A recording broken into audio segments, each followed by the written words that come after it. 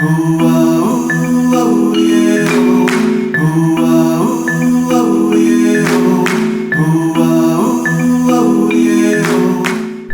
de idade, pai e mãe artesão, né, com outras profissões, mas que não viviam do artesanato, mas produziam artesanato, mesmo com a outra profissão deles. Né? Eu sou enfermeiro, formado em Florianópolis e trabalho aqui em dois pontos como enfermeiro, que é na Várzea Grande, no pronto-socorro e no estado, na central de regulação. E com o artesanato eu acabo me encontrando.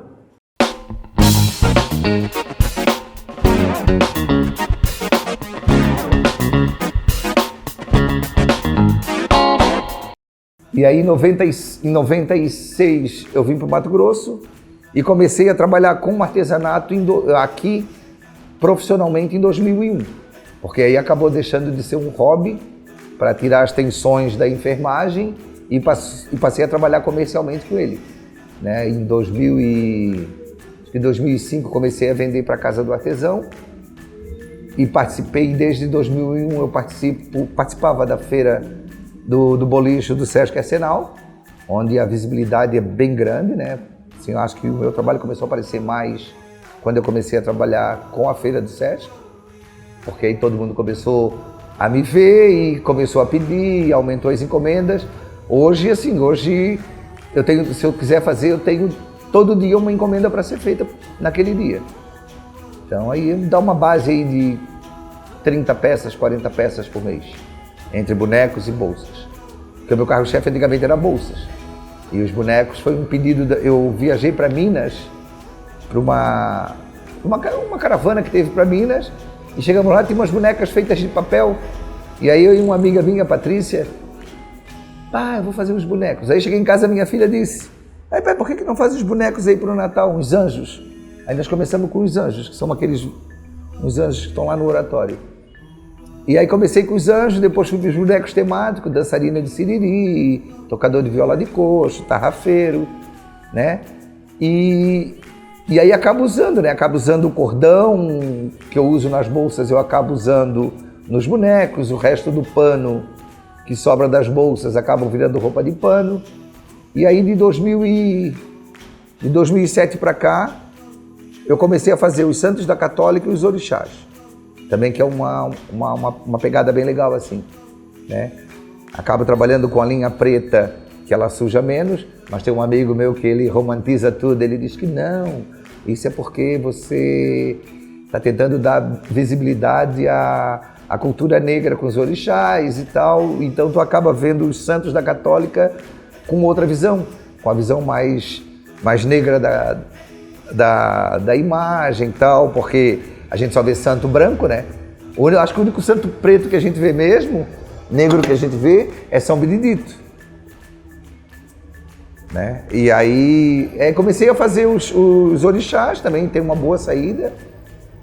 E aí também as telas bordadas também que eu acabo fazendo, né? Que só bordo IP também, só comecei a bordar aqui em Mato Grosso, por conta que eu trabalhava com zona rural em Poconé, e aí a gente via muito IP.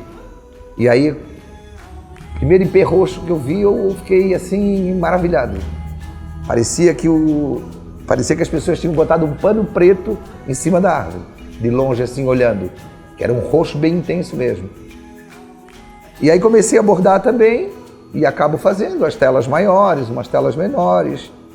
Faço eles também aplicado nas bolsas, que também tem uma saída boa.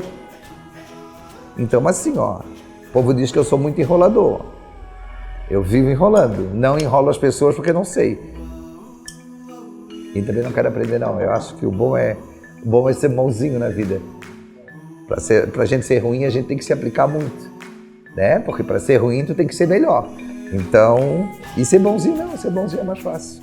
As inspirações, assim, dos bonecos, foi um pedido da minha filha, com essa história dos anjos, que aí depois tu vai vendo uma peça que tu gosta, que tu acha legal, que tu... E na realidade, aí esse meu amigo que romantiza tudo, isso foi um achado meu e de uma paciente do CAPS, quando eu trabalhei no CAPS da Várzea Grande. Ela fez isso para economizar cordão, mas botou os tecidos que eu fazia as roupas dos bonecos. Digo, não, mas o tecido eu vou precisar, não tenho tanto tecido assim também. E aí nós saímos para caminhar, eu e ela, uma sacola de supermercado voando, e eu digo, olha, dá de usar a sacola de supermercado, porque além de tudo ela não vai para a natureza, não vai para o rio. As madeiras eu tento reciclar o máximo possível, então assim, eu não derrubo uma árvore para fazer, mas se encontrar uma árvore derrubada, que dá de serrar os tronquinhos, a gente serra, mas normalmente faço com o resto de caixas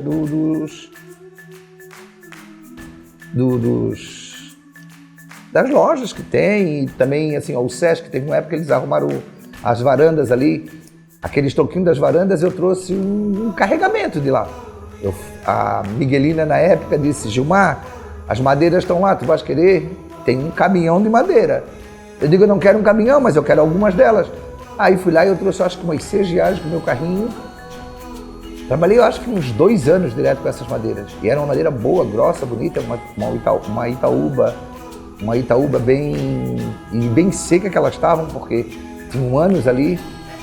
E aí essa série desses bonecos foi Leve um Pedaço do Sesc, por conta das madeiras. Vendi, a grande maioria vendi para casa do artesão também. E aí o pessoal falou, tudo tem história? Não, tudo tem, porque tu vai criando, né? E assim, faço o boneco nesse tamanho, mas faço eles menores. Só que nesse tamanho é mais fácil de vender. Os menores, eles são mais difíceis de vender. A costura eu via minha mãe costurando quando era pequeno e tal, então tinha uma noção já. Mas assim, tinha uma noção da bolsa inteira, né? Não tinha a noção de partes. Então assim, aí um amigo dá uma ideia, tem a mãe de uma amiga que é costureira, ela disse, não, faz costura embutida. Aí me ensinou como é que fazia costura embutida, me ensinou assim no boca a boca, né? Ah não, costura para dentro, vira do avesso, costura para fora. E aí tu vai fazendo, e tu vai aprendendo, e cada dia vai ficando melhor, né? Porque assim, ó, eu levava para fazer uma bolsa, eu fazia bolsas de macramê de início, e com pedraria. Eu levava 15 dias para fazer uma bolsa e ganhava R$2 nela.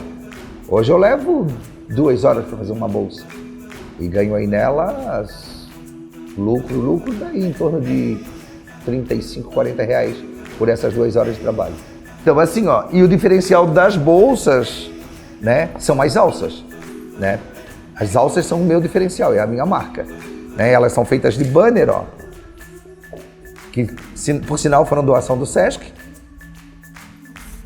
E aí tu costura elas e faz todo o trabalho. É uma coisa que relaxa, é bom porque assim tu sai de um plantão de trabalho na enfermagem, é muito cansativo, é muita doença, é muita morte, é muita lamentação. E aí tu chega em casa, tu vai fazer isso aqui, a tua cabeça fica livre de qualquer coisa. Antigamente eu também faço tarrafa, né? Então eu faço roupas de tarrafa. Agora eu não tenho peça nenhuma porque ultimamente eu não tenho feito por conta do tempo. Então um amigo meu perguntou, Gilmar, quando tu estás fazendo tarrafa, que tu dás esses nozinhos, o que tu pensa? Eu digo, eu penso sempre, é mais um nozinho, é mais um nozinho, é mais um nozinho. Porque tu acaba não pensando em nada, tu fica com atenção no teu trabalho. Então assim, ó, essa estrutura é a estrutura básica para todos os bonecos, né? Tanto grande quanto pequeno, né? Essa é a estrutura. O material usado é arame, uma sacola de supermercado, como eu já mostrei para vocês, e as roupas que são costuradas por a minha mãe em Florianópolis. Eu até costuro, mas como ela não tem o que fazer lá, minto que ela tem o que fazer bastante. Mas quando ela tem um tempo livre, ela costura as roupinhas e aí eu trago. Então é o trabalho dela, é o trabalho meu. Então assim, ó, as bases são resto de madeira também, reciclada, para poder dar estrutura para ele ficar em pé. E a história do arame, porque o arame já se adapta nele. E aí a gente veste o boneco. Então assim, aí com a história dos bonecos, eu acabei produzindo mais, né? Porque assim, um boneco eu produzo um boneco simples, né? Quando as roupas já estão prontas, a madeira já tá lixada, já está encerada, eu costumo fazer um boneco em meia hora. Um boneco desses simples. Um orixá eu demoro aí de 6 a 8 horas. Né? Porque tem mais costura, tem mais adereço para colocar, tem mais coisa para ser feita. O reaproveitamento tanto de resto de costureira, quanto o reaproveitamento dos restos das bolsas. né? Sobra sempre um pedaço de chita, porque eu acabo usando bastante chita nas bolsas também. E aí acaba sobrando, os pedacinhos que sobram vão ficando guardados para poder desenvolver as roupas dos bonecos. Aí umas aqui são o resto mesmo de sobra de ateliê de costura mesmo. Eu normalmente faço, né, os santos da Católica e os orixás. No Mato Grosso, aqui para Mato Grosso, eu faço o dançarina de Siriri, violeiro de coxo, pescador de beira de rio,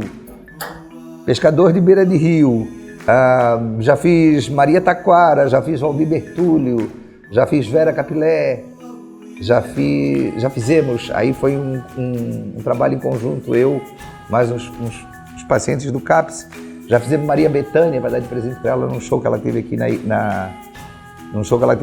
em Mato Grosso.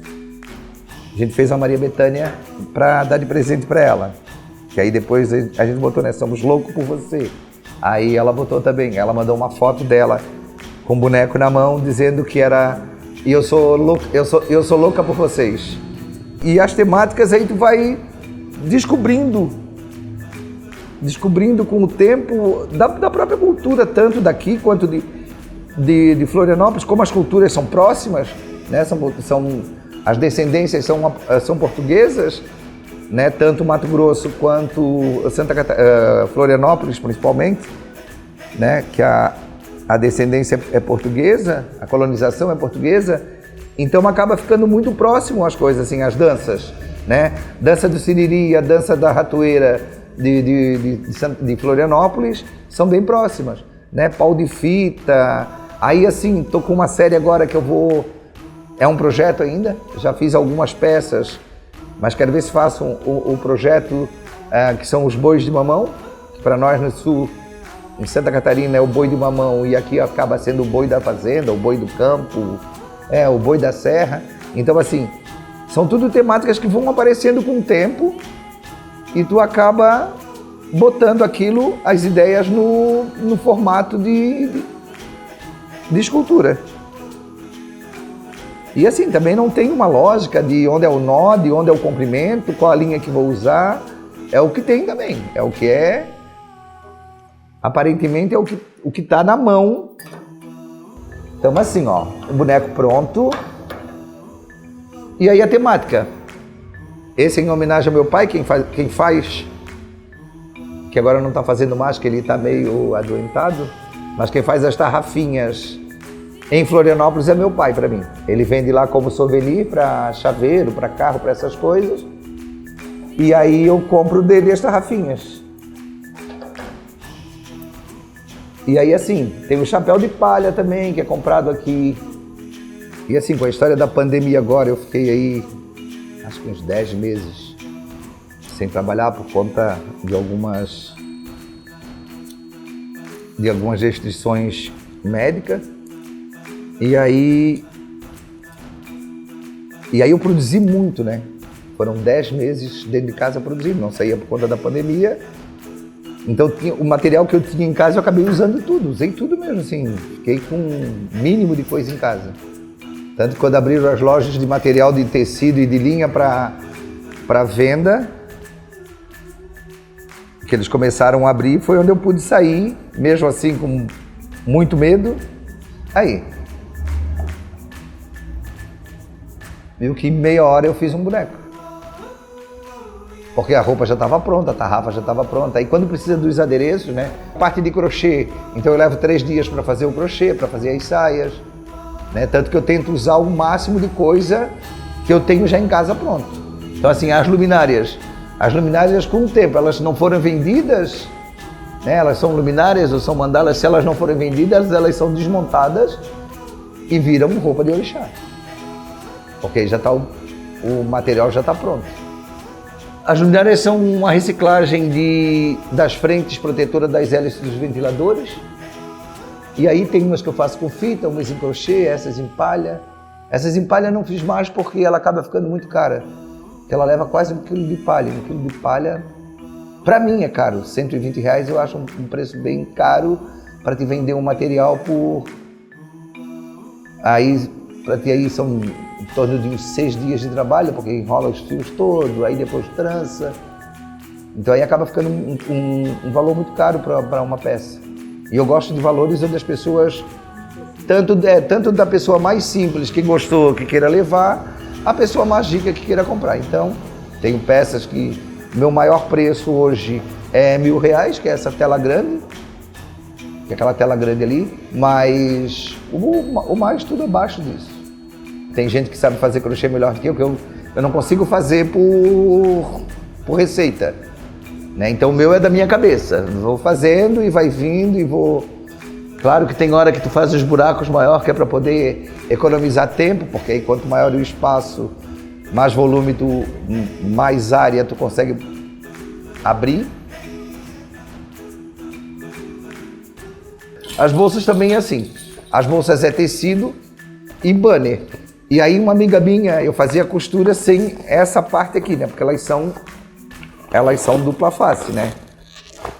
Tu podes ir para a beira do rio com ela, com a napa para fora, que aí sujou de lama, de barro, de areia, tu passa um pano, tá limpa, mas também deve ser jogada dentro da máquina de lavar. E aí eu fazia essas costuras e essas costuras ficavam desfiando. Aí a mãe de uma amiga que disse, não, faz costura invisível. Aí tu dobra ela pro lado de cá, costura de um lado, depois dobra do outro. Ó, essa daqui é até uma do Sesc, ó. É um banner do Sesc. A durabilidade delas de no mínimo 5 anos, então é 5 anos que o banner não vai ser jogado em lixão nenhum e não vai ser queimado. Quando eu comecei a fazer bolsa, eu comecei a fazer bolsas para noite. Então de cetim, com arame também, com macramê para dar o formato e tal. E aí começou a ficar muito caro porque eu demorava aí 15 dias para fazer uma bolsa. Enfiando canutilho e tal. E aí um dia eu fiz uma de lona para carregar minhas coisas do Sesc. Fiz uma de lonita.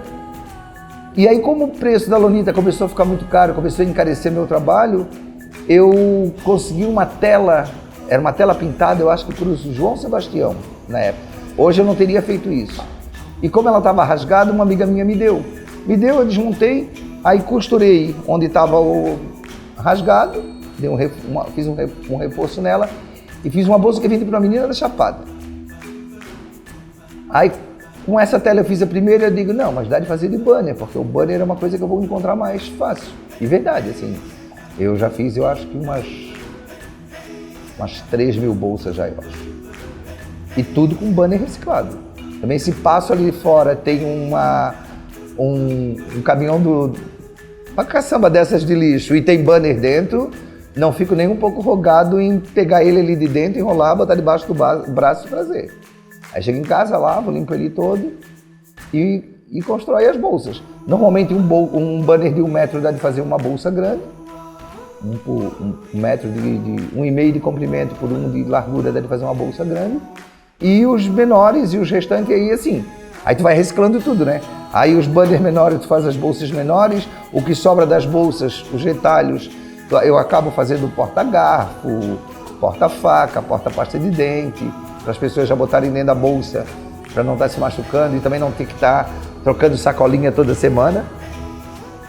Então, e assim vai. E aí assim, por onde eu vou, se tem um material que eu posso dar uma adaptada para algum trabalho, né? Ó, as conchas aí, ó, as conchas que estão na mesa aí, né? No meu bar aí. São conchas que eu trouxe de Florianópolis com ostra dentro para ser comida, mas teve uma época que elas foram cortina, aí agora elas viraram o tampo da mesa aí, mas eu uso elas também para os orixás também, para colocar a Iemanjá, colocar os presentes da Iemanjá como se estivesse dentro de uma canoa nas conchas de ostra. Então tudo que onde eu passo, que vejo que dá de ser reciclado, e a história do reaproveitamento e tu dá um tempo mais útil, né, para o que foi criado, né? Eu bordei uma vez uma capivara que a minha filha disse que era uma cão-pivara e bordei um tucano, mas assim, fiz só o contorno. E fiz a igreja de São Benedito também, numa bolsa que me pediram, fiz o contorno da igreja numa bolsa também. Mas foram só as 3 coisas que eu fiz diferente. O restante são só IPs. Aí faço o amarelo, o rosa, o branco e o roxo, mas aí tem gente que pede, eu quero uma árvore azul. Até essa semana eu vi na internet uma árvore azul, verdadeira mesmo. Ainda mandei para a menina, olha, achei que não existisse árvore azul, mas existe. Porque ela pediu para mim fazer uma árvore azul para ela. Aí vermelha, já fiz também a aplicação do bordado em camisetas, só que como eu gosto de trabalhar com material mais duro, né, um pano mais grosso, fica mais fácil. Então na camiseta eu tive que colar, né, costurar esse recorte de pano mais duro. Então não ficou muito legal não. Aí também fiz acho que eu fiz umas 10 só. Vendi algumas e outras eu doei. Eu tinha uma noção de bordado já, porque eu tinha uma tia que hoje já é falecida, que ela bordava roupinhas de bebê. Então tem nas telas que eu faço, tem o nozinho ali que parece a flor. O nome tem gente que diz que é rococó e tem gente que diz que é nó francês. Então ela fazia esse nozinho para fazer as flores das roupinhas de bebê que ela bordava. Então eu já tinha essa noção. Aí só fui lá em 30 anos, 40, 50 anos atrás, devia ter aí uns 7, 8 anos quando ela bordava, fui lá pegar qual era o formato que ela fazia, aquela florzinha. E aí comecei a fazer. Aí o ponto cheio era tranquilo também, que a minha mãe também borda também, ela faz renda, mas ela também borda. Então assim, e aí tu vai adaptando, né? Partiu tudo do princípio das bolsas, né? Porque eu bordava ele para as bolsas. E aí um dia eu estava em casa e tinha uma tela antiga, fui lá, pintei ela, eu digo, eu vou desenhar o IP que eu faço nas bolsas, vou fazer na tela. Aí foi a primeira que eu fiz, acabei vendendo e dali para frente, aí tu vai fazendo, né? Porque aí às vezes tu não tem encomenda de nada para fazer, mas tu tens um monte de coisa na cabeça para botar para fora, então é a oportunidade que tem de fazer. E a tela saiu numa fase dessa, né? Tava com pouco serviço para fora, né? Trabalhando nos meus 2 pontos de trabalho mesmo, né? Como enfermeiro, e estava sem nada para fazer a hora que chegava em casa. E aí para começar coisas muito grandes, para demorar 4, 5 dias, não. Aí eu comecei as telas, demorava 2 dias para bordar uma tela. Hoje não, hoje em 8 horas eu bordo uma dessas pequenas. E antigamente não, antigamente eram uns 2 dias. Porque aí assim, aí tu vai adaptando, né? Quantas voltas dá na agulha para fazer uma flor menor ou uma flor maior. Cada volta na agulha é um tempo que tu gasta, então se tu diminui o número de voltas na agulha, tu diminui o tempo de confecção. E aí tu vai adaptando, e assim tudo no relógio. Né? Faço a primeira peça, vejo mais ou menos o tempo que demorou, na segunda é cronômetro. Porque aí assim, ó, se tu não fizer isso, se o artesão não fizer isso, de controlar o tempo dele, porque o que é o lucro dele é a mão de obra dele, então ele tem que saber cobrar por hora de trabalho dele. Né? O povo diz, eu digo, não, eu devido a minha hora de trabalho por um salário mínimo no final do mês. Então assim, se eu trabalhei 30 horas em cima do trabalho, é esse salário mínimo dividido por 30 horas. Então vai ter minha hora de trabalho. A máquina, que foi a primeira que eu usei, que foi essa, né? Então assim, essa eu comprei para minha mãe, depois ela veio para mim de presente, então eu não tive gasto com ela. Mas já com a grande que eu estou trabalhando hoje, que assim, com ela eu demorava 5 horas para fazer uma bolsa, né? Costura e tudo dava 5 horas. Com uma outra eu consigo costurar uma bolsa em meia hora. Todas as costuras, né? Faltando de fazer as alças, essas coisas que demoram um pouco mais. Mas aí, com ela eu demorava mais. E além de tudo ela quebrava muito, porque ela é mais leve, né? Mais fraca. Tudo bem que ela já tem 70 anos, então ela não é tão fraca assim, né? A última vez agora, quando ela foi para o concerto, aí eu estava com uma encomenda para uma escola de bolsa, aí tive que comprar uma industrial que eu tenho ali, que é costura reta, que é de segunda mão também, mas ela é mais resistente, ela é mais forte, então, e costura mais rápido também, né? Porque essa daqui, dependendo da grossura do banner, ela empaca um pouco, ela tranca, quebra muita agulha.